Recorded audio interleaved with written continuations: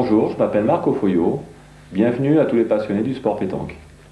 La pétanque est aujourd'hui considérée comme un sport à part entière. C'est aussi une activité de plein air, une école de fair play, de détente et de loisirs. Il m'a fallu plus de 20 ans pour devenir un champion. 20 passionnantes années d'entraînement et de compétition. Cette cassette d'initiation est destinée aux débutants de tous les âges. Je voudrais à travers elle vous faire profiter de mes connaissances et vous amener à participer à des parties de boules à votre mesure.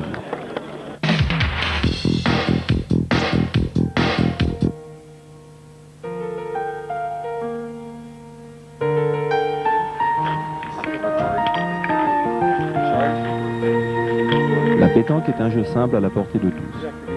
Une partie se joue généralement en 13 points, de 6 à 10 mètres. En tête-à-tête, le joueur dispose de 3 boules. La doublette se joue par équipe de 2 joueurs, chaque joueur disposant de 3 boules. La triplette se compose de 3 joueurs, munis chacun de 2 boules. La triplette étant l'épreuve reine de notre sport. Exemple, une équipe avec des boules claires affronte un adversaire avec des boules noires.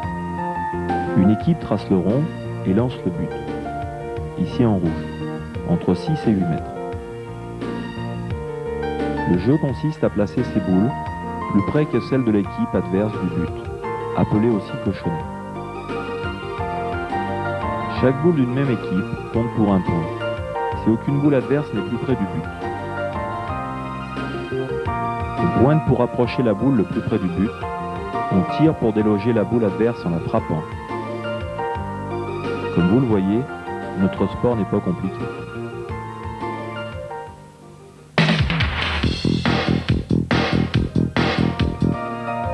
Je vais vous présenter 3 de mes élèves avec lesquels je vais vous montrer pendant une trentaine de minutes comment débuter sur de bonnes bases ce sport magnifique.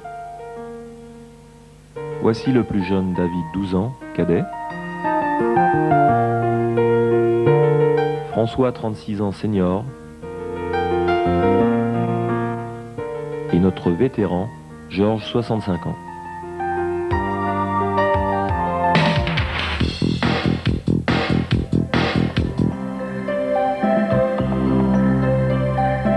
Comme dans tous les sports, il convient de choisir judicieusement ses instruments de jeu. En pétanque, les boules doivent être adaptées à votre façon de jouer. Outre les qualités de fabrication, elles doivent être choisies en fonction à la fois de la nature du terrain de jeu, de la forme de votre main et de votre style de jeu.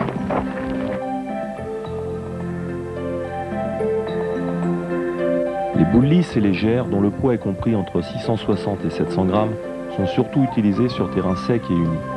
Plus lentes, les boules lourdes entre 720 et 790 grammes et striées sont préférées pour les parties sur terrain mou ou bosselé. En effet, elles passent bien mieux les obstacles naturels, comme les pierres ou le goudron.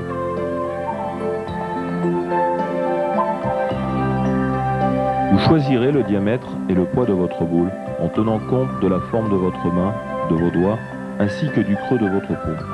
Vous assurerez de la sorte une bonne prise en main et le jet le plus naturel.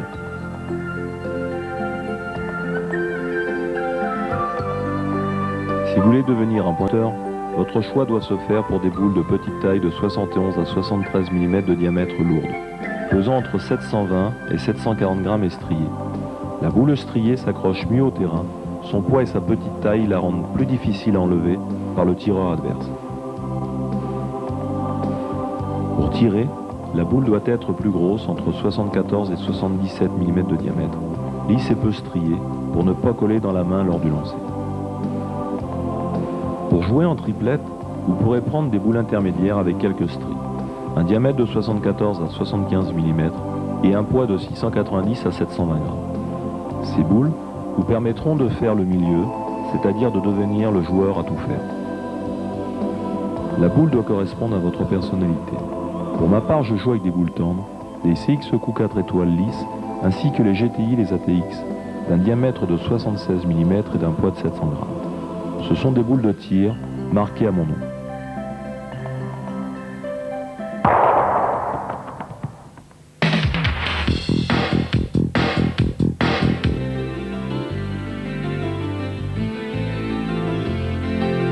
La régularité est la principale qualité du joueur de pétanque.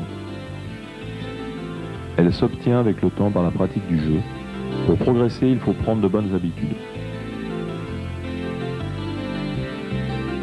Votre main doit saisir la boule d'une manière naturelle, en allongeant les doigts côte à côte autour de sa surface. Le pouce légèrement replié dans le prolongement du poignet. Surtout ne vous crispez pas, ne serrez pas la boule. L'élève a les doigts trop écartés. Il doit les rapprocher et sentir sa boule bouger librement dans le creux de sa main. Le dos de sa main doit être en ligne avec l'avant-bras, comme ça.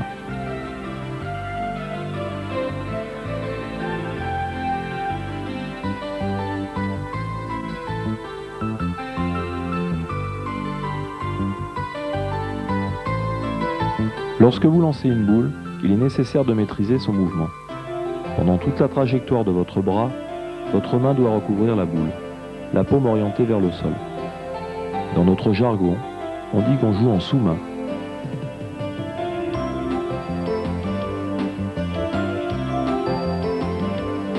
Lorsque l'on débute dans la pétanque, on est tenté de jeter la boule, la paume tournée vers le ciel. Ce défaut doit être corrigé rapidement, car il ne permet aucun contrôle de la boule. Pour bien lancer, vous devrez combiner harmonieusement l'élan du bras, qui donne la longueur et la direction de la boule, le balancement de l'autre bras servant de contrepoids, le fléchissement des genoux, le mouvement du buste vers l'avant à la fin du geste. Tout cela doit devenir automatique.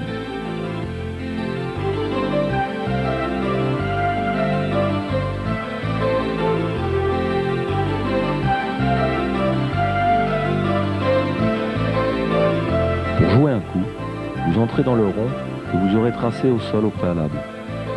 Vous tenez les pieds joints, les genoux orientés vers le but. Votre position est équilibrée, votre assise au sol doit être stable. Pour calculer un angle meilleur pour votre jet, vous pouvez vous déplacer à l'intérieur du rond, sans mordre sur le rebord.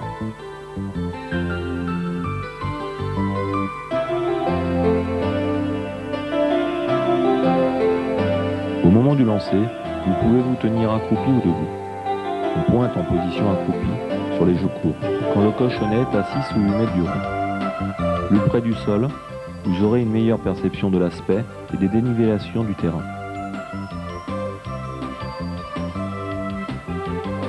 Il faut trouver son équilibre en fléchissant les genoux, bien assis sur les talons décollés du sol. La jambe correspondant à la main qui lance doit être légèrement avancée en direction du but. On joue debout pour pointer dans les gelons de 8 à 10 mètres, ainsi que pour tirer. Pour réussir son tir, il convient de se placer face au but, les pieds bien stables à l'intérieur du rond. La jambe correspondant à la main qui lance doit être légèrement avancée vers le but.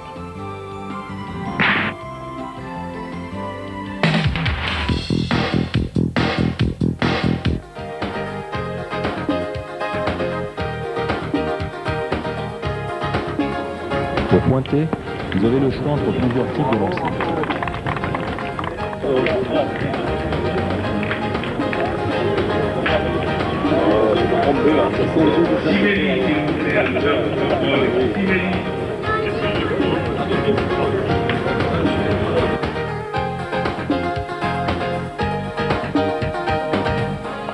Pour faire une roulette, il faut lancer votre boule le plus près possible du rond.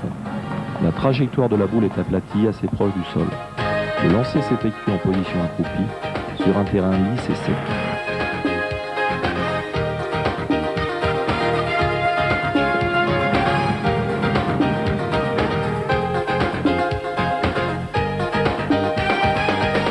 Pour contrôler la longueur de votre coup, vous levez votre bras dans le dos, la paume toujours orientée vers le sol.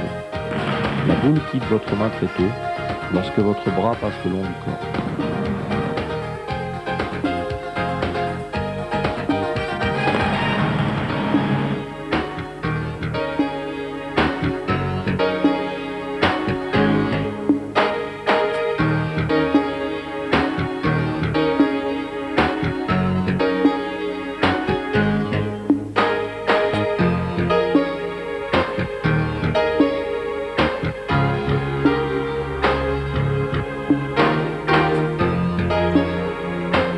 La demi-portée revient à lancer une boule un peu plus haut que pour la roulette. La trajectoire de la boule suit une courbe en cloche et touche le sol à mi-parcours, entre le bord du rond et le but. On effectue une demi-portée, en position accroupie pour les jeux courts de 6 à 8 mètres, en position debout pour les jeux longs de 8 à 10 mètres. La demi-portée est le moyen le plus facile de pointer. On l'utilise surtout sur les terrains sablonneux ou en terre battue. La longueur de votre coup se calcule en tenant compte de la hauteur de lancer. Plus la boule monte, moins elle roule lorsqu'elle frappe le sol. La hauteur de sa trajectoire dépend du moment où l'on lâche la boule.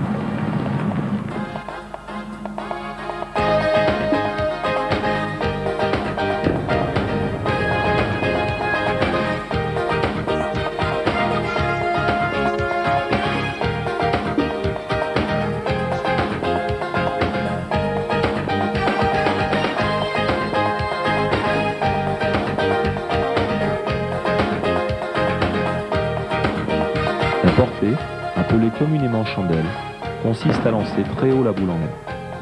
Elle doit toucher le sol à 1 ou 2 mètres du cochonnet. Ainsi, la boule roule très peu, comme si elle était freinée par sa trajectoire descendante quasi verticale. La portée est difficile à maîtriser. Il vous faudra vous entraîner longtemps pour bien sentir ce type de lancer. On l'emploie surtout sur terrain mou où les boules roulent peu.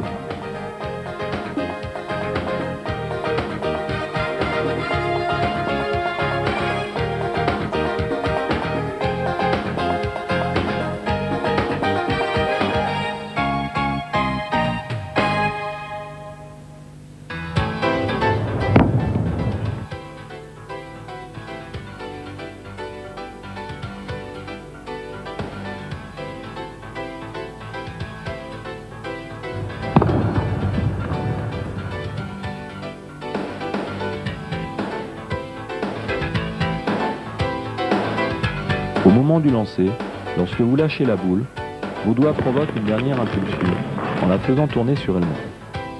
Ainsi, vous donnez un effet à votre boule qui conditionnera sa course au sol. Examinons maintenant la palette d'effets qui vous est offerte.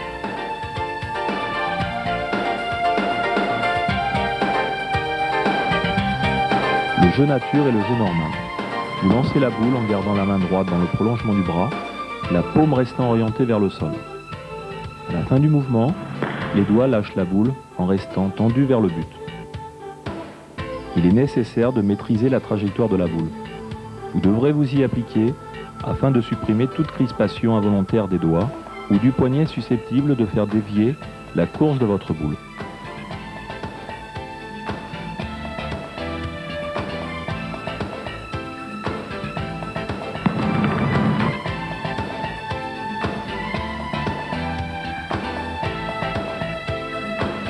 Vous pouvez donner un effet de droite à gauche en faisant tourner votre boule dans le sens des aiguilles d'une montre. Au contact du sol, sa course déviera sensiblement vers la gauche.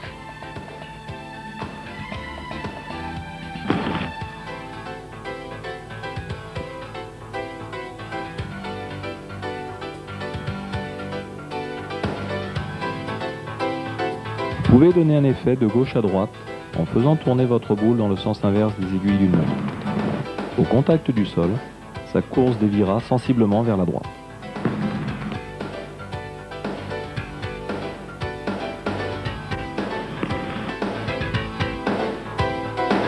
Et bien voilà, il ne vous reste plus qu'à essayer d'appliquer ces principes.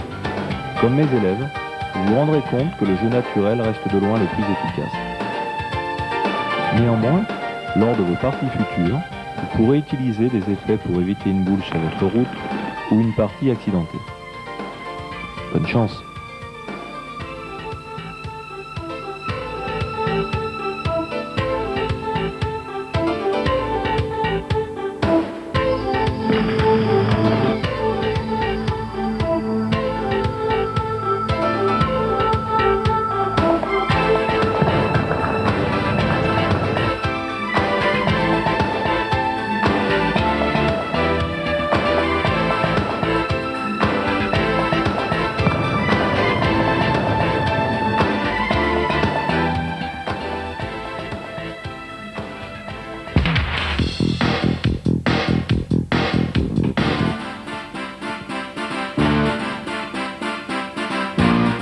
tir est un art difficile.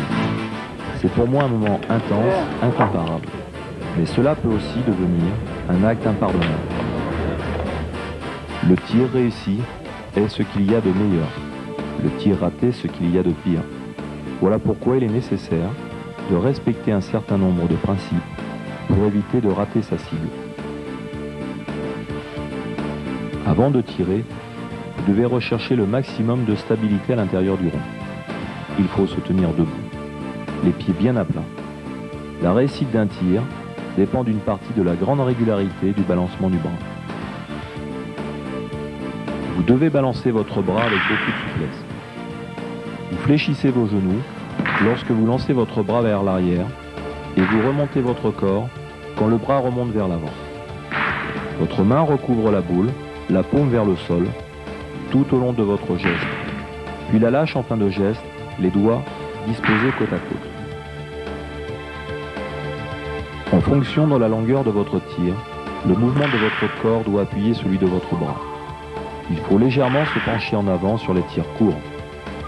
Sur les tirs longs, au contraire, vous devrez vous tenir bien droit. Quoi qu'il en soit, il faut aussi apprendre à bien viser sa cible. Libre à vous de choisir entre un tir dur et tendu et un tir mou et en cloche.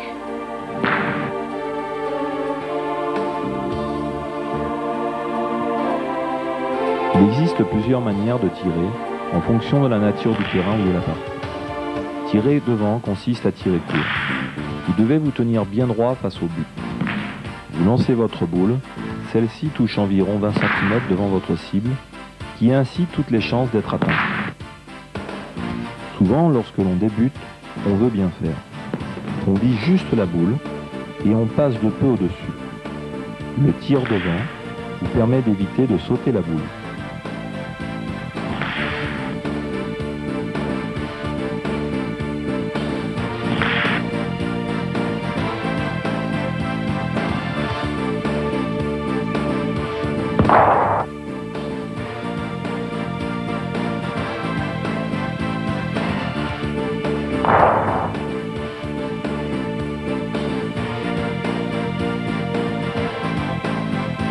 Tirer au fer est plus difficile à réaliser, car plus précis, votre boule doit frapper la cible plein fer. Si votre boule chasse et prend la place de la boule visée, on dit que vous avez fait un carreau. Le tir au fer est surtout réservé aux terrains durs, irréguliers. Sur ce type de terrain, toucher sa cible est bien trop aléatoire. Vous devez tomber sur elle pour éviter de rebondir à côté à cause d'un caillou ou d'une dénivellation malvenue. Le carreau est l'apogée du tireur. C'est un geste spectaculaire qui n'est pas à la portée de tous.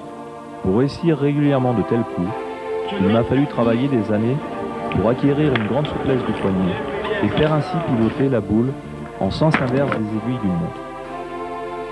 Cela vaut la peine de s'entraîner, car il n'y a rien de plus beau qu'un carreau bien fait. En principe, on tire à la rafle sur un terrain lisse. On lance violemment la boule à rafle pour qu'elle retombe au sol quelques mètres devant la cible. Personnellement, je ne suis pas un fan du tir à la rafle. Pour moi, il détruit souvent le jeu en provoquant des carambolages aléatoires qui pourront vous jouer des tours. En règle générale, lors d'une partie, il conviendra toujours d'évaluer les contres possibles, un peu comme au billard.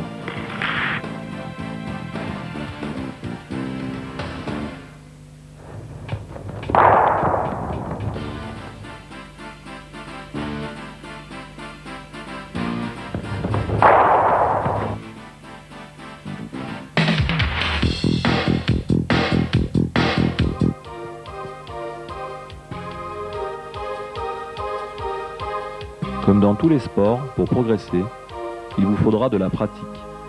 En un mot, il faut s'entraîner.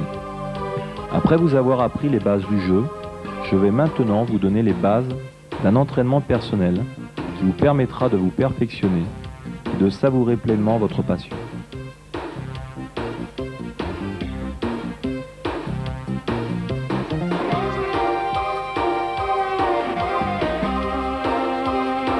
On va commencer l'entraînement en travaillant l'équilibre du corps en position accroupie.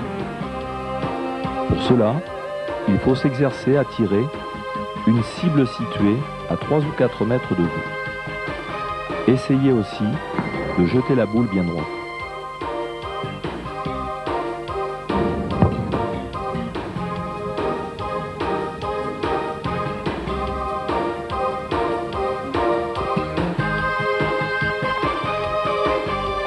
La donnée est l'endroit où la boule touche le sol. Voici un petit exercice pour vous entraîner à contrôler la longueur et la hauteur de vos coups. Commençons par tracer, à des distances différentes du rond, plusieurs cercles d'une quinzaine de centimètres de diamètre.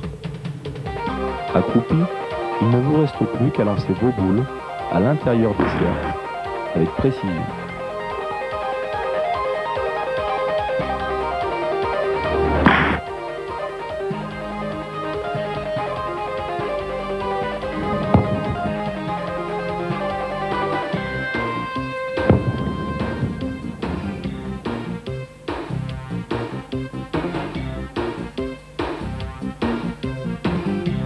Tracez au sol 3 cercles concentriques distants l'un de l'autre d'une dizaine de centimètres. Donnez une valeur à chaque cercle et pointez des séries de 4 ou 5 boules sur votre cible située à environ 8 mètres. Marquez vos scores. Pour progresser, tentez alors de les améliorer.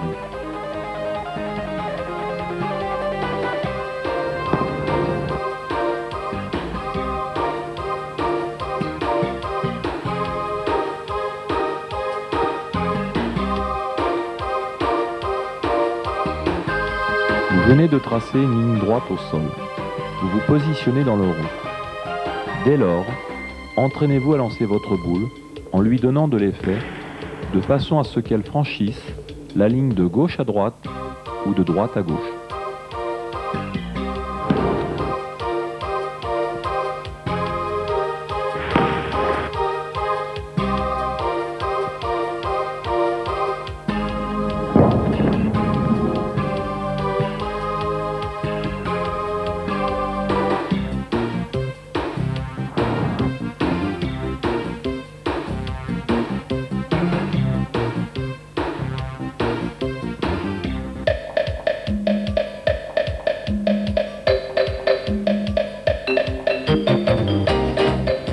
Afin d'atteindre une bonne proportion de frappe, je vous conseille, comme je le fais habituellement, d'utiliser une poutre sur laquelle vous aurez pris le soin de disposer des boules et des buts. Placez cette poutre à des distances différentes et essayez de toucher les cibles.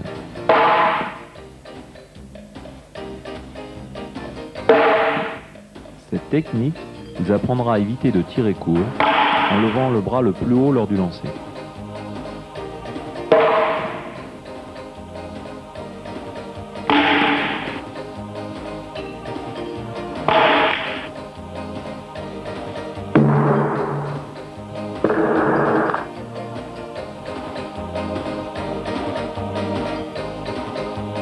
Pour réussir un maximum de carreaux, voici un bon moyen pour vous perfectionner. Tracez à 6 mètres du rond un cercle de 50 cm de diamètre au centre duquel vous placez votre boule. Ensuite, exercez-vous à la frapper sans que votre boule de tir ne sorte du cercle. Lorsque vous désirerez progresser, vous tracerez votre cercle un peu plus loin ou diminuerez son diamètre.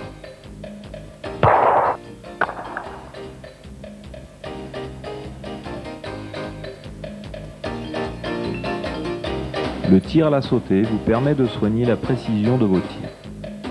À 8 mètres du rond, disposez 2 boules l'une derrière l'autre, séparées par la largeur d'une boule. L'exercice consiste à frapper la boule de derrière sans toucher celle de devant. Vous pouvez corser l'affaire en disposant 3 boules de la même façon et tenter de frapper celle du centre sans toucher les 2 autres.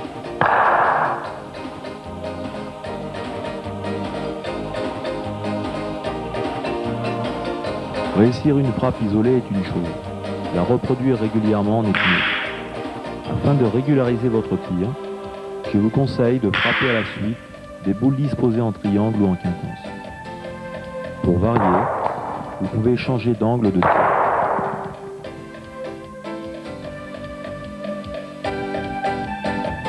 Un bon tir avec effet rétro peut changer le cours d'une partie. Mais un tel tir est difficile à maîtriser. D'abord, tracez une ligne devant votre cible. Essayez ensuite de frapper votre cible en faisant tourner votre boule dans le sens inverse à sa marche, pour qu'une fois atteint le sol, elle revienne en arrière et franchisse la ligne tracée.